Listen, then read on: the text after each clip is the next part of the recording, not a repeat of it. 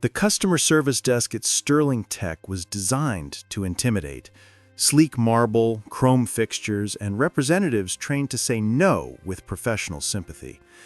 Isabel Sterling had designed it that way. Create friction, reduce refunds, protect profit margins. She stood in the back office now, watching the security monitors as her team handled the afternoon rush.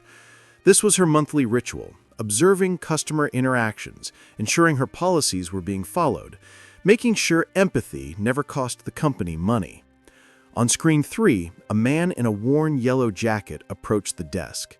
He held something carefully, looked like one of Sterling Tech's premium tablets, the kind that cost $2,000. Behind him, a little girl with red ribbons in her dark hair clutched his hand. Isabel leaned forward, turned up the audio. "I need to return this," the man was saying, his voice tight with barely controlled emotion. "It's defective. The screen goes black randomly. My daughter, we saved for 8 months to buy this for her schoolwork. She has a learning disability, and the educational software on this was supposed to help her keep up with her class, but it doesn't work." The customer service representative, Monica, Isabel noted, pulled up the account with practiced efficiency. "I see you purchased this 4 months ago. Our return policy is 30 days. After that, we can only offer repairs, and those take 6 to 8 weeks. "I can't wait 6 weeks, the man said, desperation creeping into his voice. "She needs it now. She's already falling behind. Please, I just need a refund or a replacement, something that works." "Sir, I understand your frustration, but policy is policy. We can't make exceptions, or we have to make them for everyone." Isabel nodded approvingly. Monica was following protocol perfectly.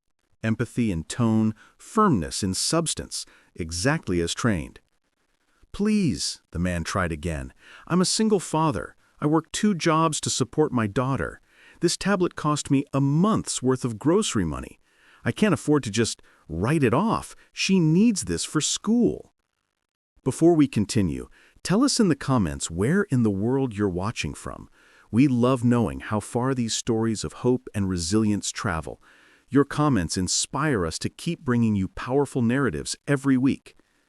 Monica's expression remained professionally sympathetic but unmoved. "I'm very sorry, sir, but without proof that the defect existed within the 30-day window, I can't authorize a return. Company policy." The little girl tugged on her father's sleeve. Isabel couldn't hear what she said, but she saw the man's shoulders slump in defeat. He picked up the useless tablet, took his daughter's hand, and turned to leave. That's when the girl looked directly at the security camera, as if she knew Isabel was watching, as if she could see through the monitor into the office where the CEO stood. And then the girl did something that made Isabel's blood run cold. She held up a piece of paper, looked like a photograph, and mouthed words that Isabel could read clearly on her lips. "I know who you are." Isabel stumbled backward, her coffee cup slipping from her fingers and shattering on the floor. That was impossible. Nobody knew. She'd spent 27 years making sure nobody knew. That secret was buried so deep that even her adoptive parents didn't know the full truth. But this child, this girl she'd never met, was standing in her customer service lobby, holding what looked like proof, and looking at the camera with eyes that saw everything. By the time Isabel recovered and ran to the lobby, the man and girl were gone. Before we continue, tell us in the comments where in the world you're watching from. We love knowing how far these stories of hope and resilience travel. Your comments inspire us to keep bringing you powerful narratives every week. Isabel pulled the security footage immediately, zoomed in on the photograph the girl had held up. The image was grainy but clear enough to make Isabel's world tilt. It was a photo of a teenage girl, maybe 15 years old, holding a newborn baby.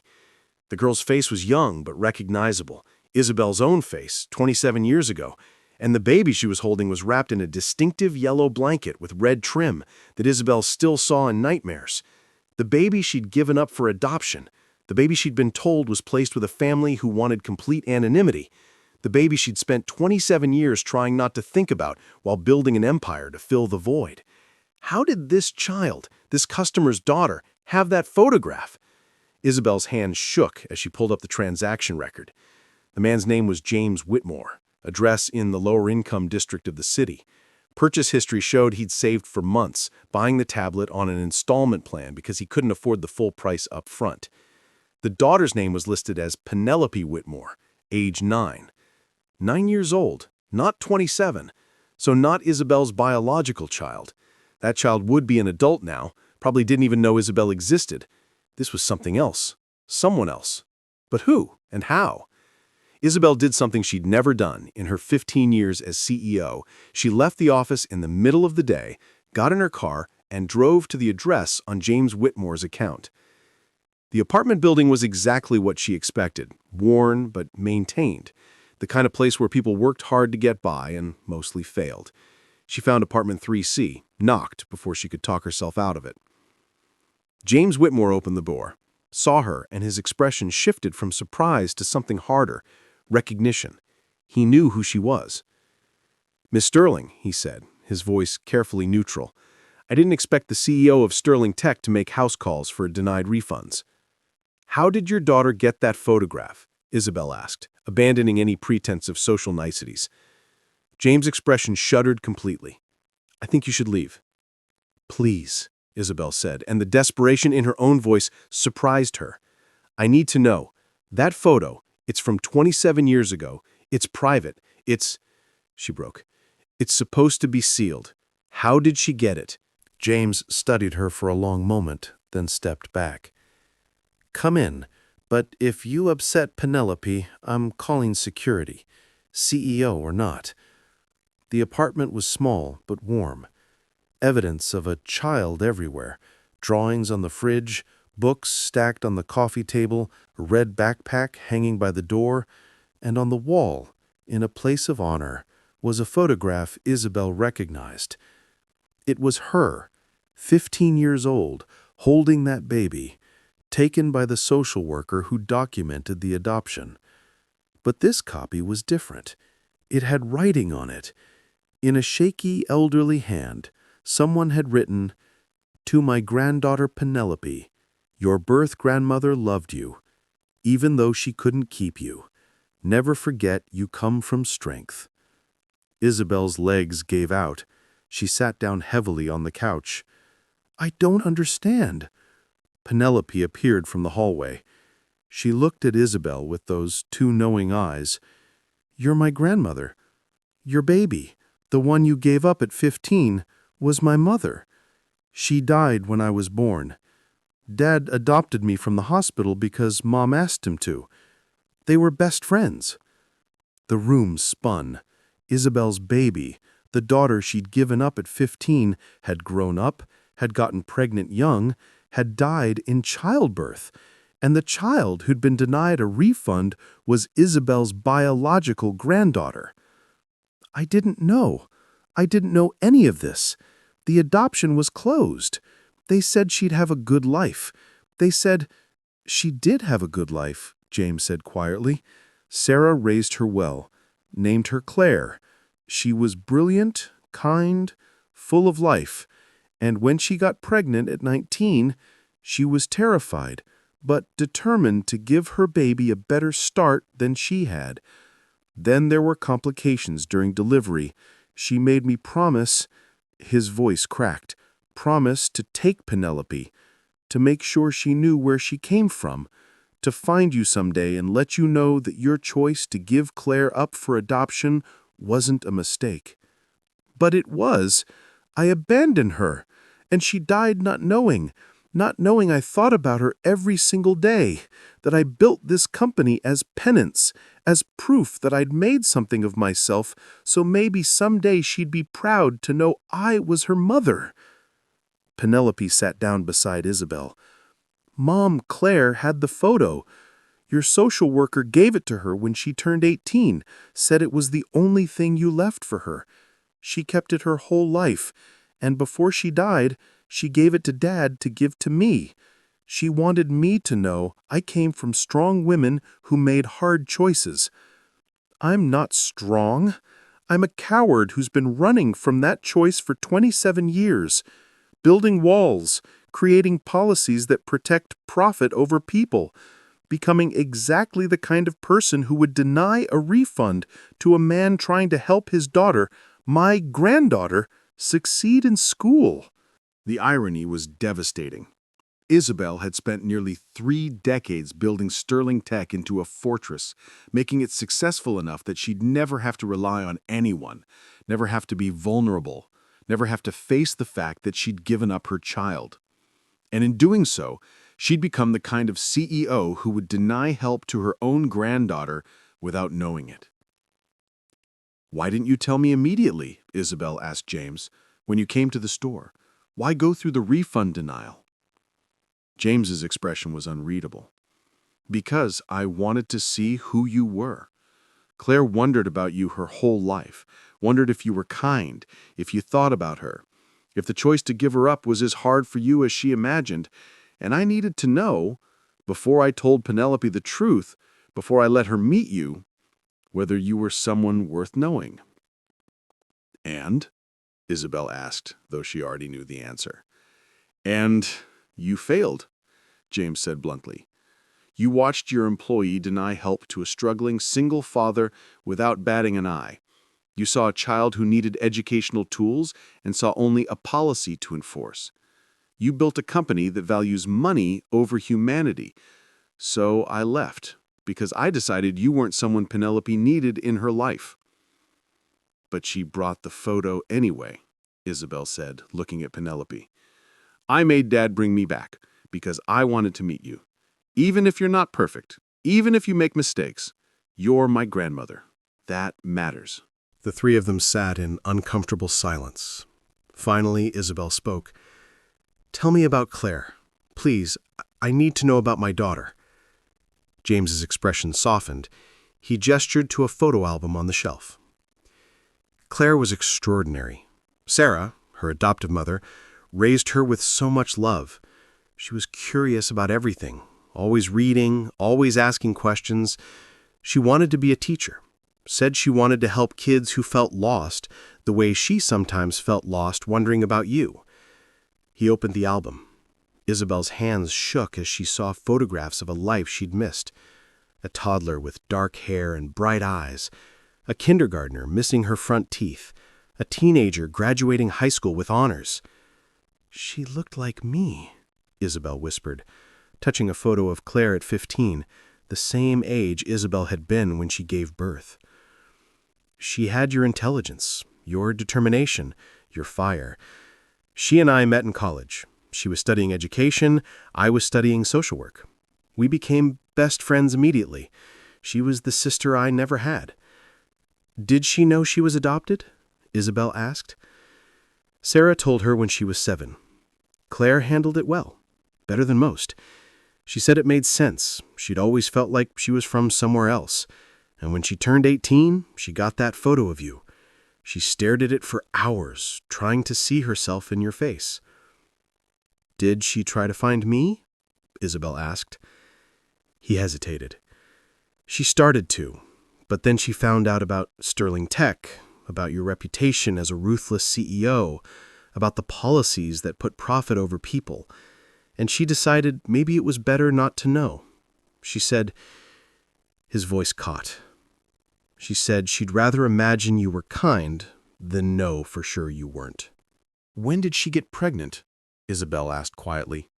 "Her junior year of college," James said. "She was 19. The father was not a good person. He left when she told him. She was terrified, but she was also determined. She said she wasn't going to repeat your choice. She was going to keep her baby and love her and make sure Penelope never felt unwanted." "She was braver than me," Isabel said. "She was different from you," James corrected. "She had Sarah's support, had me, had resources you didn't have at 15, but she understood your choice. She said if she'd been 15 and alone, she might have done the same thing." "What happened?" Isabel asked. "How did she—" "Complications during delivery," James said. "Preeclampsia that turned into eclampsia. The hospital was understaffed that night. By the time they realized how serious it was too late. They saved Penelope, but Claire—" His voice broke. She died 2 hours after Penelope was born. Her last words were asking me to take care of her daughter, to make sure Penelope knew she was loved, to find you someday, and tell you that Claire never blamed you." Isabel sobbed. Deep, wrenching sobs for the daughter she'd never known, the life she'd missed, the grandchild who'd almost slipped through her fingers because she'd been too afraid to be vulnerable. Penelope climbed into Isabel's lap, held her while she cried. This 9-year-old child comforting the grandmother she just met, offering grace that Isabel didn't deserve. "Mom, Claire told Dad something before she died. She said to tell you that giving her up was an act of love, that she understood, that she hoped you'd built a happy life. She wanted you to know she was grateful." "I wasn't happy," Isabel choked out. "I built an empire, but I was so lonely, so empty, so afraid of being hurt that I never let anyone close. I wasted 27 years being afraid when I could have been looking for her, could have been part of her life. But now you can be part of mine," Penelope said simply. "If you want to be, if you can be better than you were in that customer service office." "I want to," Isabel said fiercely. "I want to be your grandmother. I want to be someone Claire would have been proud of. I just don't know how." "You start by fixing the tablet," Penelope said with 9-year-old practicality. "Then you fix the company. Then you fix yourself. One thing at a time." James laughed despite himself. "She's bossy. Reminds me of Claire." "She reminds me of me," Isabel said, looking at Penelope, "before I built all the walls, when I still believed people could be good." "People can be good," Penelope said. "You just have to choose to be, every day. That's what Dad teaches me." That night, Isabel couldn't sleep. She lay in her penthouse, staring at the ceiling, thinking about Claire, about the daughter who died without ever knowing her birth mother, about the granddaughter who'd almost been denied a refund because Isabel's policies valued profit over people. At 3 a.m., she got up and drove to the office, pulled every file on company policies, customer service protocols, return procedures, the infrastructure she'd spent 15 years building to protect Sterling Tech from being taken advantage of. And she realized James was right. She'd built a company that treated customers as potential threats instead of human beings, that saw empathy as weakness, that measured success in profit margins instead of lives improved. It was a monument to her own fear, and it had to change. By dawn, she'd drafted a complete restructuring plan. New return policies, 1 year, no questions asked. Better employee training focused on helping instead of denying. Customer service representatives empowered to make exceptions based on individual circumstances instead of rigid rules. Her CFO would hate it. The board would fight her. Shareholders would complain. And Isabel didn't care, because her daughter had died thinking her birth mother was someone cold and ruthless. Isabel couldn't change that, but she could make sure Claire's daughter, her granddaughter, knew that people could change, could become better. She called an emergency board meeting for that afternoon. When the executives gathered, confused and concerned, Isabel didn't waste time with pleasantries. "I'm restructuring the entire company," she announced. "We're changing every customer-facing policy to prioritize people over profit. Starting with returns. 1-year window, no proof required. If a customer says something is defective, we believe them and replace it." The CFO sputtered. "Miss Sterling, that will cost millions." "I don't care," Isabel interrupted. "We're a profitable company. We can afford basic human decency. We're implementing it immediately. The shareholders will revolt." "I'm the majority shareholder," Isabel said coldly, "and I'm telling you this is happening.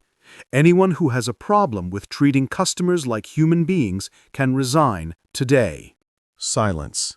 Then one board member spoke up. "Isabel, what's going on? This isn't like you."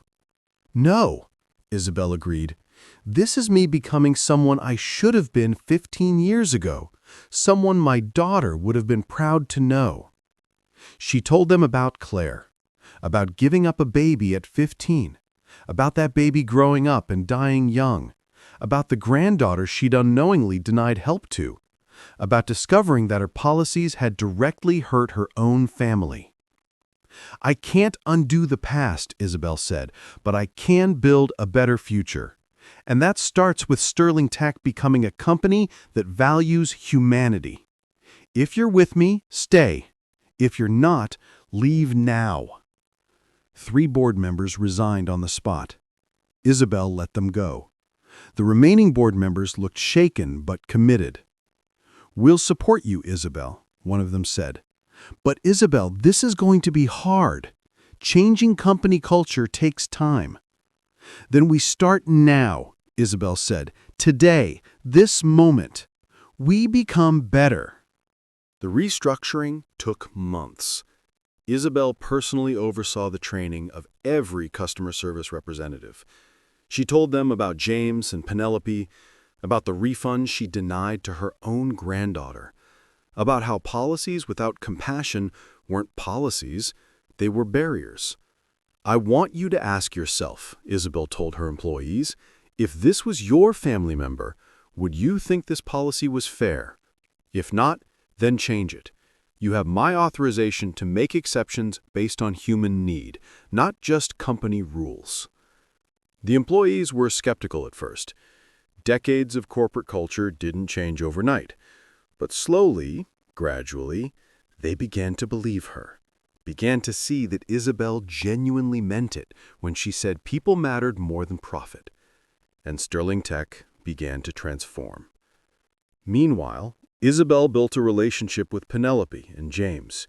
She had dinner with them twice a week, helped Penelope with homework, learned about her granddaughter's passions, drawing, reading, helping others. Discovered that Penelope wanted to be a teacher, just like Claire had. "I want to help kids who feel different," Penelope explained, "like I felt different growing up without a mom. If I can help even one kid feel less alone, that's what matters." "You're so much like Claire," James said softly. "And like you," Isabel added, looking at Penelope. "You have Claire's compassion, but also my determination. You're the best of both of us." "I'm my own person, too," Penelope said firmly. "I'm not just made of other people. I'm me." "You're absolutely right," Isabel said. "And you're extraordinary exactly as you are." James pulled Isabel aside one evening after Penelope went to bed. "I was wrong about you," he admitted. "When I came to Sterling Tech for that refund and you denied it, I judged you, decided you were cold and unworthy of knowing Penelope. But you're not. You're just someone who was hurt and built walls to protect yourself. I understand that more than you know." "Why?" Isabel asked. "Because I do the same thing. After Claire died, I shut down emotionally, focused completely on Penelope, didn't let anyone else in. Told myself I was being a good father, but really I was just afraid of loving someone and losing them again. We're more alike than I wanted to admit." "So we're both broken people trying to do better?" Isabel asked. "We're both human people figuring it out," James corrected. "There's a difference." Over the following months, Isabel and James became friends. Not romantic, neither of them was ready for that, maybe never would be ready, but genuine friendship, built on shared love for Penelope and mutual understanding of loss. And Isabel began to heal. Not fully.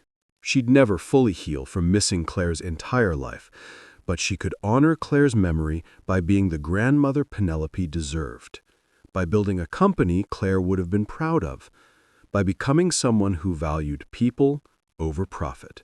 6 months after that denied refund, Isabel stood in front of a gathering of investors and announced her new initiative, the Claire Whitmore Foundation, dedicated to preventing maternal mortality.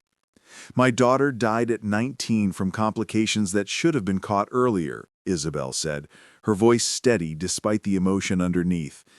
She died in an understaffed hospital that didn't have the resources to save her, and she left behind a daughter who will never know her mother.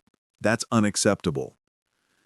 She outlined the foundation's mission: funding maternal health programs, training medical staff, ensuring that low-income women had access to quality prenatal and delivery care, ensuring that no other child lost their mother the way Penelope had lost Claire. "This won't bring Claire back," Isabel said, "but it will honor her memory. And maybe it will save other mothers, other daughters, other families from the pain we've experienced."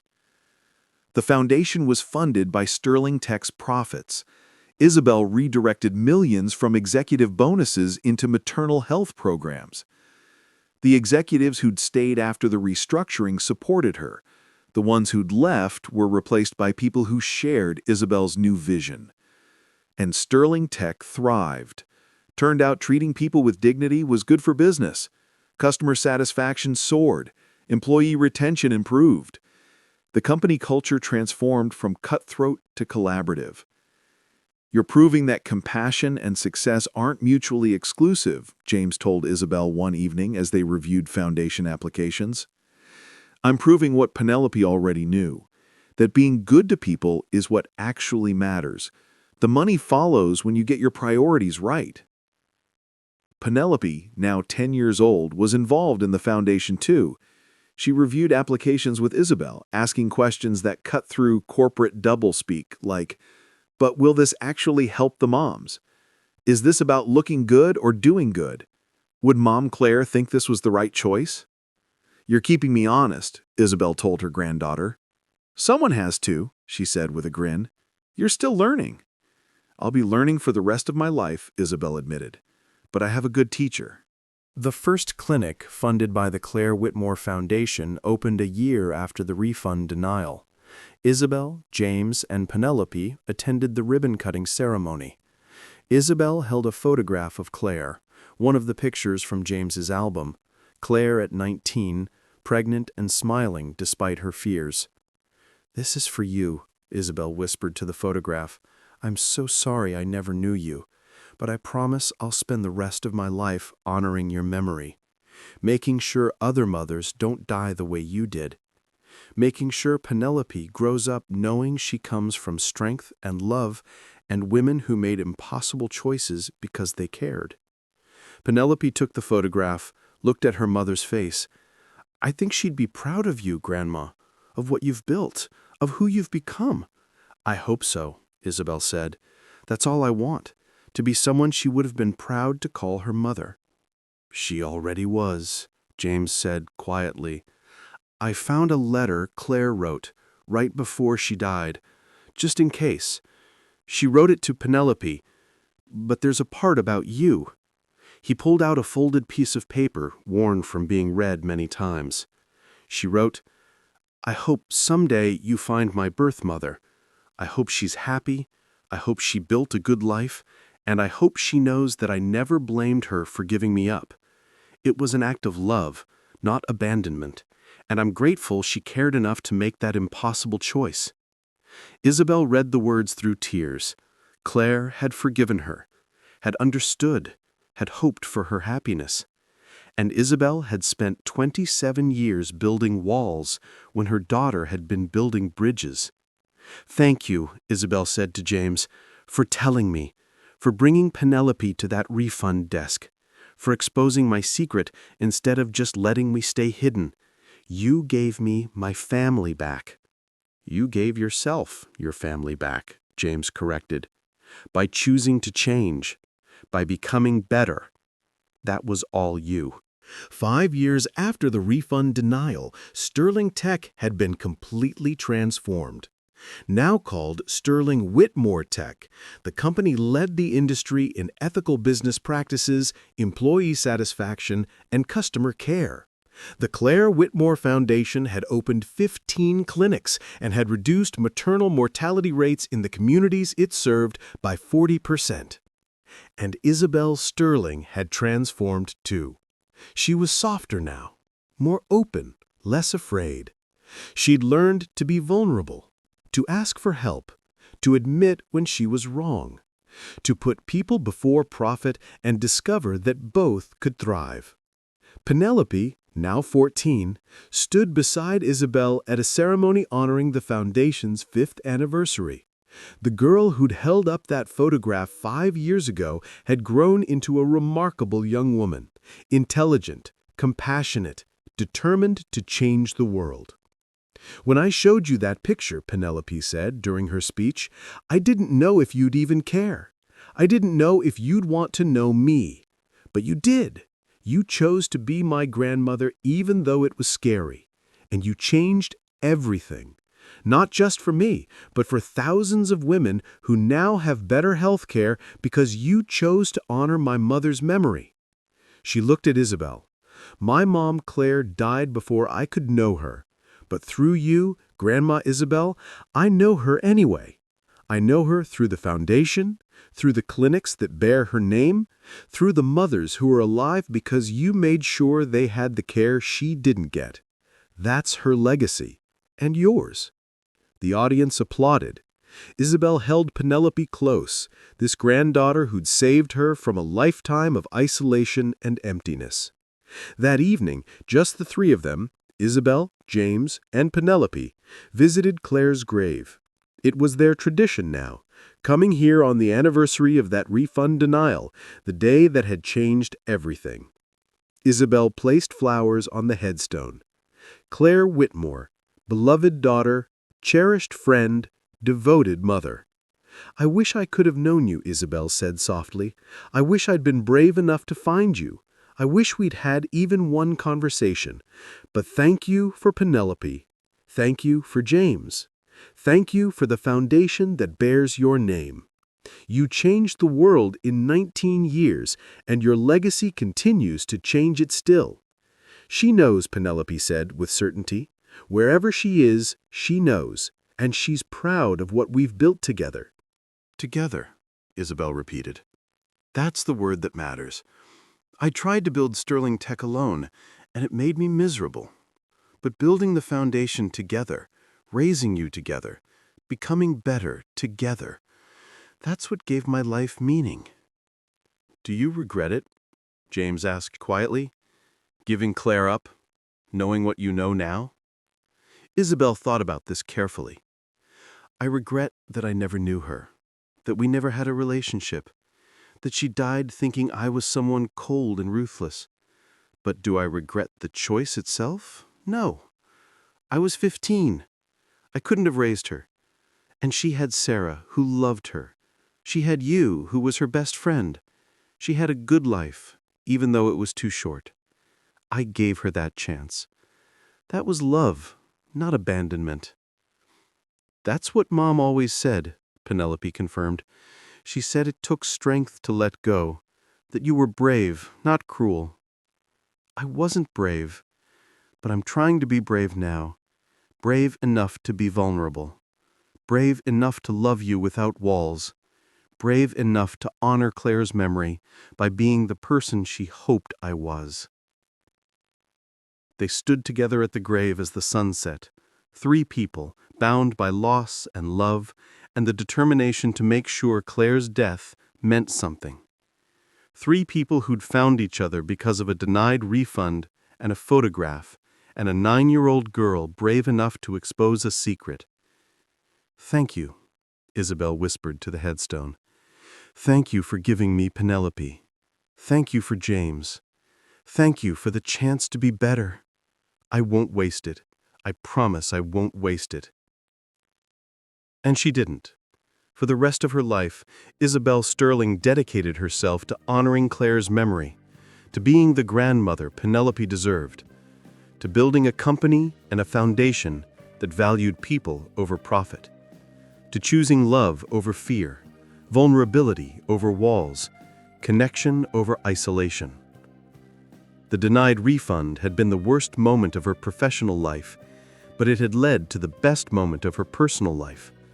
The moment she'd discovered she had a granddaughter. The moment she'd learned that family could be found even when you thought it was lost forever. The moment she'd understood that success without humanity was just expensive loneliness. Claire Whitmore had lived 19 years, but her legacy lived on, in the foundation that bore her name, in the daughter who carried her compassion forward, in the mother who finally learned that love was worth the risk of pain. And in a photograph of a 15-year-old girl holding a baby, both of them scared but hoping for better futures. A photograph that had been kept hidden for 27 years before a 9-year-old exposed the secret and changed everything. Sometimes the worst mistakes lead to the most important discoveries. Sometimes the people we deny are the family we didn't know we were searching for. Sometimes it takes losing everything to finally understand what actually matters. Isabel had learned that lesson, and she'd spend the rest of her life teaching it to others, one refund, one policy change, one act of compassion at a time. Because her granddaughter had exposed her secret, and in doing so, had given her the greatest gift of all, a second chance to be someone worthy of love. If this story touched your heart, you've experienced the power of Becca's stories. We create narratives about hidden family connections, about secrets that change everything, about discovering that the people we turn away might be the family we've been searching for all along. Subscribe to Becca's Stories and join our community that believes in the transformative power of truth, the possibility of redemption, and the miracle of discovering family in the most unexpected places. Every week, we bring you stories of single parents who carry secrets, children who expose the truth, and transformation that begins with one brave moment of recognition. Share this story with someone who needs a reminder that it's never too late to change, that family finds us even when we're hiding, that mistakes can lead to miracles if we're brave enough to face them.